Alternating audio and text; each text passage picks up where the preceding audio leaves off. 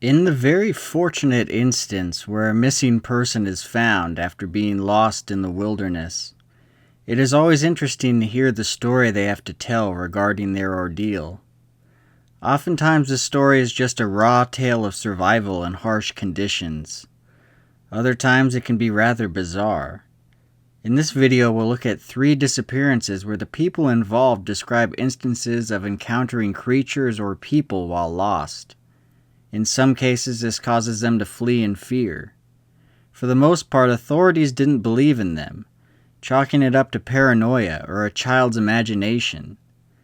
This is, of course, a possibility, but one has to wonder what it means if the stories of these encounters are in fact true.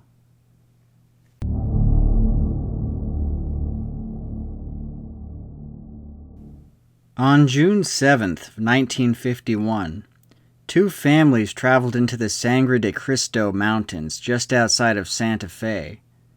The group consisted of Larry and Janet McGee, ages 7 and 5 respectively, along with their parents. There was also a 3-year-old child named Stephen Cross, as well as his mother. They were spending the day in the rugged terrain surrounding the Santa Fe ski basin, when the 3 children walked off into the woods in order to find sticks to cook hot dogs over a fire. The trio never returned. The parents spent some time searching and became increasingly panicked. They eventually went to make contact with the New Mexico State Police, who took over the search. As many as 500 volunteers assisted in the search, including planes, bloodhounds, and roughly 200 soldiers from the nearby Kirtland Air Base. As night fell, the search continued, with authorities using large spotlights that were pointed up into the mountains, hoping the children would see them and walk in that direction. The next day, nearly 30 hours since the kids went missing, 3 Air Force sergeants suddenly stumbled upon the children, hidden within a hollowed-out log. The kids were tired and hungry, and roughly 3.5 miles from the point where they disappeared. As the children were reunited with their very relieved parents, the rather wild story of their day in the woods began to come out. One of the more interesting statements from 7-year-old Larry McGee was this quote: "We heard a lot of noises, but we were afraid to yell because we thought gorillas might be around. Most of the time we just kept walking, hand in hand, because the bears were up there and they just kept after you." This statement is really quite extraordinary. Authorities at the time completely dismissed this part of their story, believing it to be the children's wild imaginations. However, it's difficult to believe that immediately after such a scary ordeal, the children would be eager to make up wild stories. The children would also state they ended up eating leaves and then spent the night huddled up together in a hollowed-out log, which wound up being the location where they were eventually found. It's understandable to be skeptical of this tale, but you have to wonder where this idea that they were being followed by gorillas came from. That is a very specific animal. Additionally, their claim that they were chased up the mountains by a bear is very interesting. I've previously done a video covering children who have reportedly been taken by bears. Yet the children in those cases described these so-called bears doing things that bears can't or don't do. This can lead you only to a few conclusions. Either the children are completely delusional, or they truly did encounter a strange animal, but their limited knowledge and vocabulary caused them to describe this animal as a bear. Or, lastly, perhaps they encountered a very anomalous bear.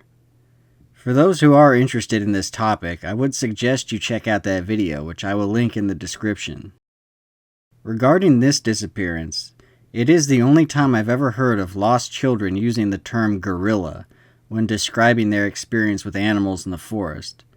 Could it all be a child's imagination? Possibly, but I tend to think it's more likely that these kids were indeed followed by some large hairy animal while they were lost in the woods.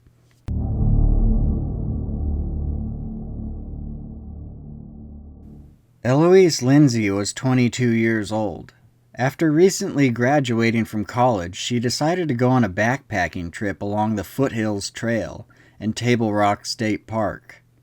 The Foothills Trail is over 43 miles long, beginning in Table Rock and ending in the Oconee State Park. The plan was for Eloise to begin the hike alone, then after a week she would meet up with a friend and also replenish supplies. When Eloise failed to show up for this planned meeting, her friend reported her as missing to authorities. Eloise's parents traveled to the park to assist in looking for their daughter. They remained hopeful that she would be found, citing her experience and preparedness. Almost 100 search and rescue personnel spent 6 days searching the trail for any sign of Eloise, but found none. Bad weather hit the area the entire week. After the 6th day, the search was called off entirely.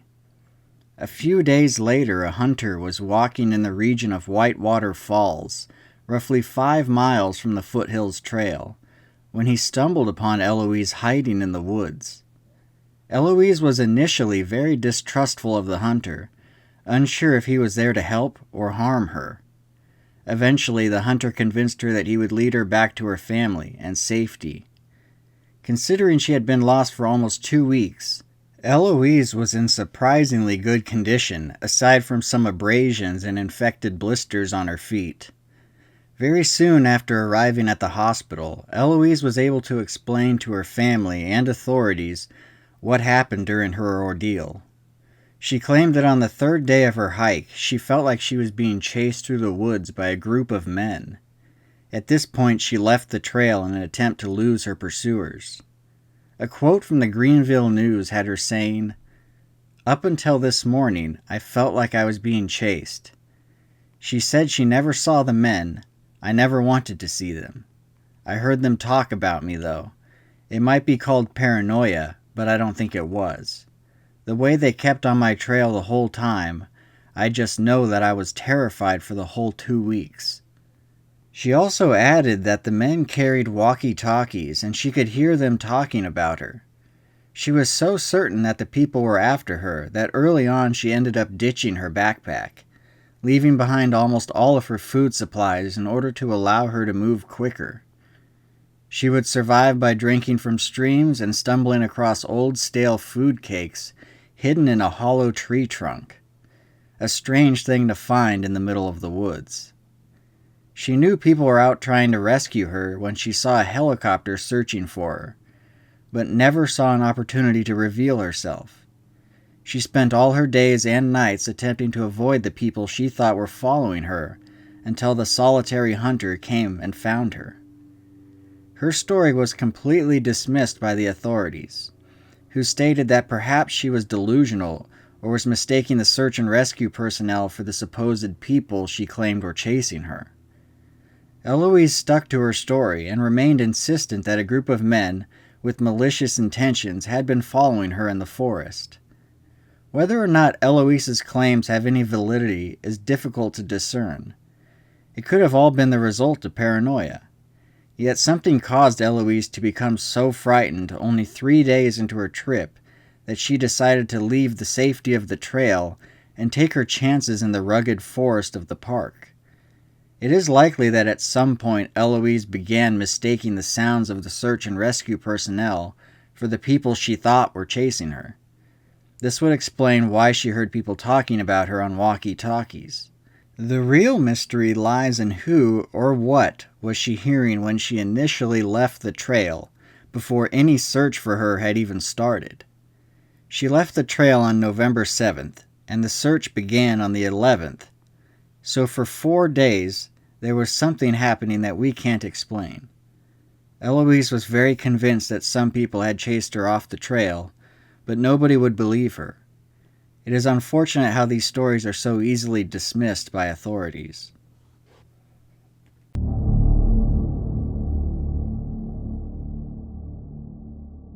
On May 14th of 1950, 2-year-old Jackie Copeland was spending the afternoon picnicking on an oil company's land with his parents and 4 sisters.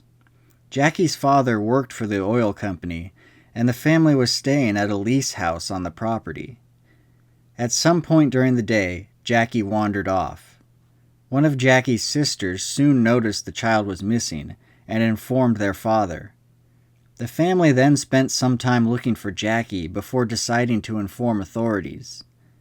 Very quickly, state police and bloodhounds arrived, while the oil company supplied many more volunteer searchers, amounting to about 500 people.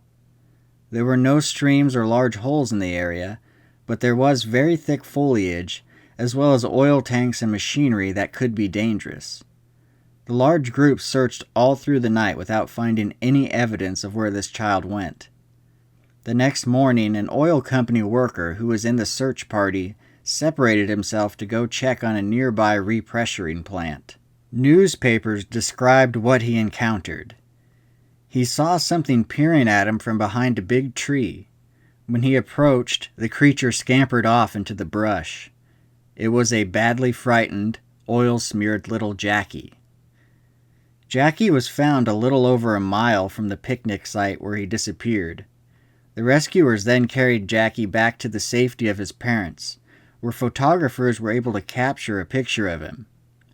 He was then taken to the hospital where he was determined to be in fine condition, despite some scratches from spending the last 20 hours alone in the woods.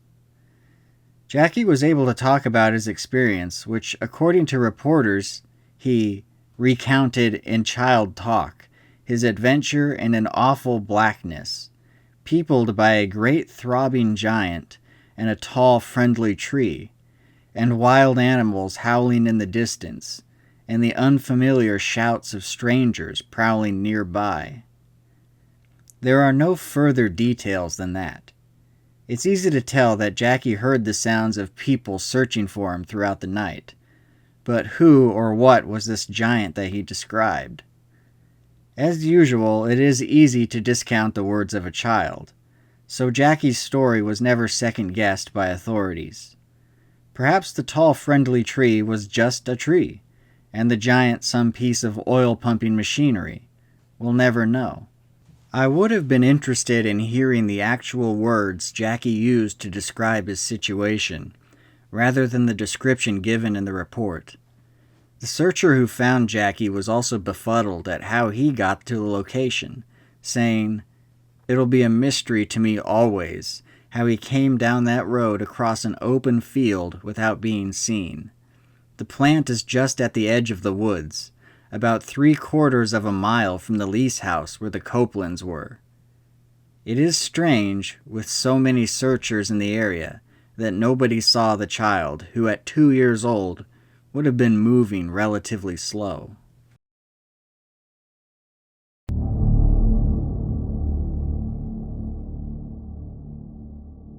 The only thing that makes these 3 cases strange are the stories told by the individuals who were eventually found. If you don't believe their stories, then these cases are fairly normal missing persons cases. Could these stories just be the product of paranoia or a child's imagination? Of course. But unlike the authorities, I don't think we should immediately discount them just because they're coming from children. Children can be very honest, and their stories might only sound strange because they lack the vocabulary to articulate everything they've seen and experienced. Eloise Lindsay's story was claimed to be the product of paranoia, and that may at least be partially true. It's possible she experienced something very real that made her become paranoid. As usual, there are few certainties when looking at these cases. It's up to you to decide what to believe and what not to. As always, thanks for watching.